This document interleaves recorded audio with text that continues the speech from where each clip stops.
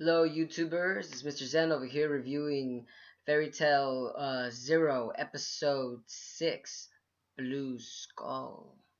Now, this episode, out of all the episodes that we've been seeing so far, like that have been a little lighthearted and a little comical with some filler.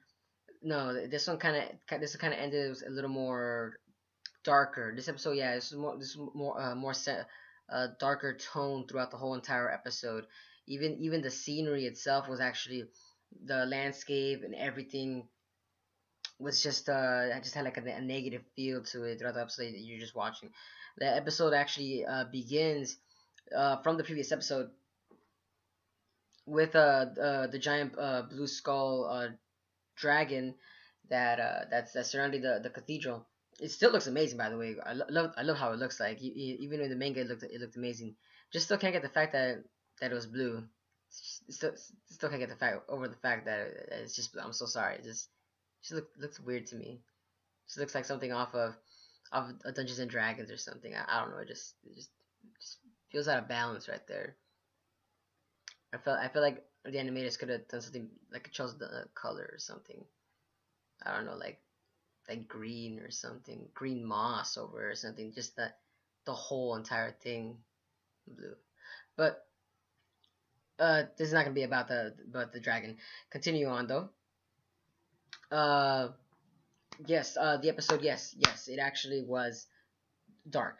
As you can see, like the whole town itself was actually from what I remember, they're actually under the care, you could say under the caretake of the Mage Guild Blue Skull, as all the inhabitants they're just living in constant fear of of the mages of Blue Skull, and the mages of Blue Skull even seem to just harass the inhabitants just for no apparent reason, just because they're just living there, you know.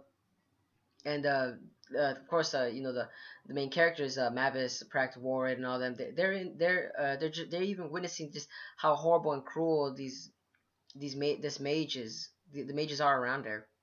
They're just too cruel to have a sadistic side of them that they find joy in torturing other humans. But as the episode continues, we actually get to see that the treasure hunters actually fight back. They fight back. They really fight back. They actually fight against the mages that were there in the early part of the episode. They fight back, but what the thing is that they actually kill somebody. Not the treasure hunters. I'm sorry, not the treasure. Not the treasure hunters don't kill anybody. But I'm saying is that Blue Skull actually kills somebody in this episode, or twice if I remember correctly. But they kill somebody in this episode. And in this episode, you clearly see that, like, wow, it just sets the whole tone of the whole entire episode. Like, wow, I can't believe that how dark Blue Skull is. But I'm assuming this just that the producers kind of wrote this way just so they can give the tone that Blue Skull is this powerful and penetrable force during that time set of when Mavis is barely first learning magic and all that stuff. Because of course, you know the current arcs of Fairy Tail, of course they would just look like a simple puny mage guild. But of course, moving on from that topic, because that's another topic that somebody else can talk about. Um, of course, you clearly see that throughout the episode. Of course, you literally see that um, that e- Mavis and them, they actually, when they face off against Blue Skull, they actually try their best.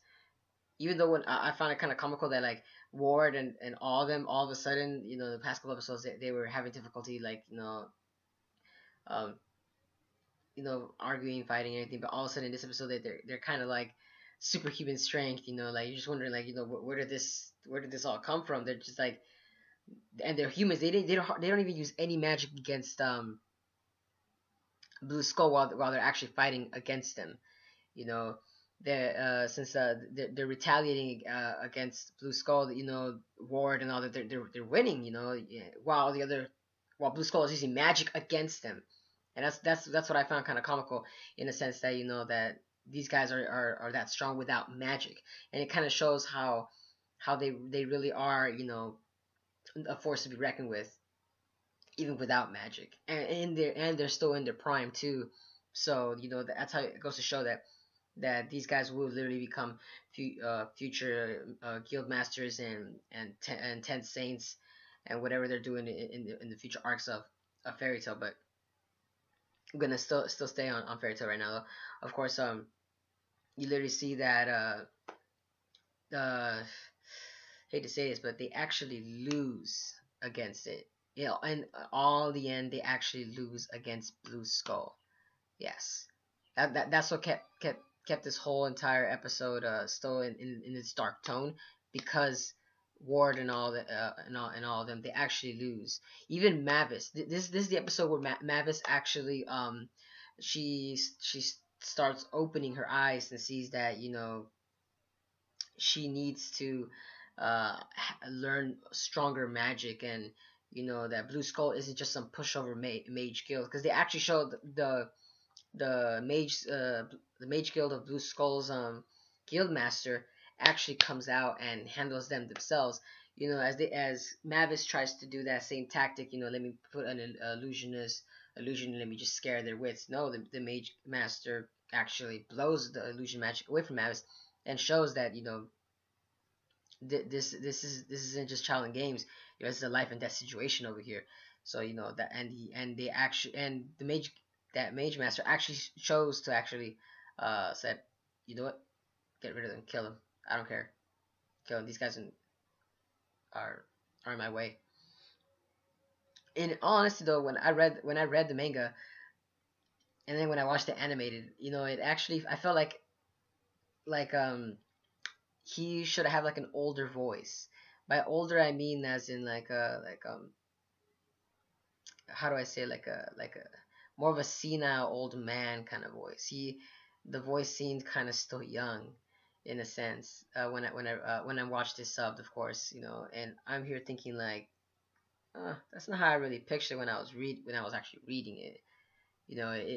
To me, when I read it, it would have sounded better, because it felt like more like if he had like a Dr. Jekyll kind of voice, if he had that, or like a senile old man, a little more high pitched to his voice too. That's what, when I read it, that's what I was thinking. So when I watched the anime, I was like, oh, it's a little different from what I expected.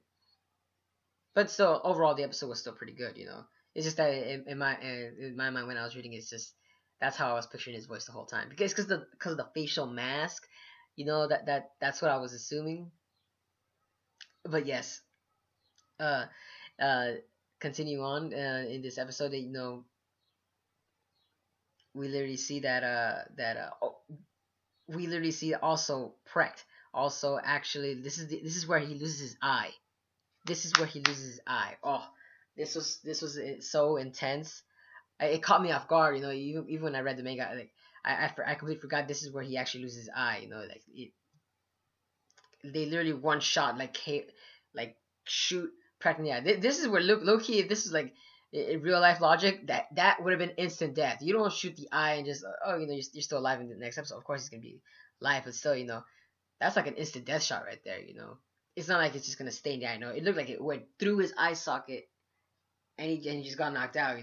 And Ward, and of course, Ward, being the strong guy, saves Yuri and all them. Because throughout the whole entire fight, they just look pathetic. It looked like a David and Goliath story right there in itself.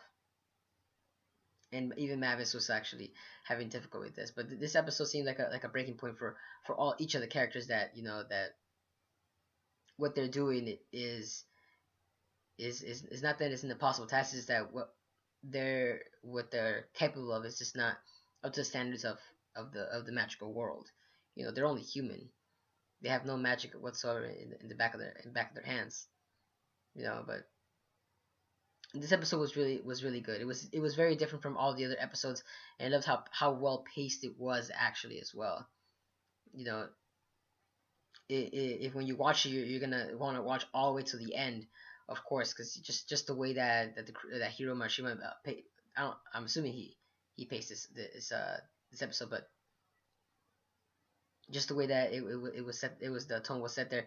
It was nice, with a nice touch there. It was like like whipped cream at the top. You know, you're just gonna be sitting down just wondering like, oh shit, what's gonna happen next? What's gonna happen next?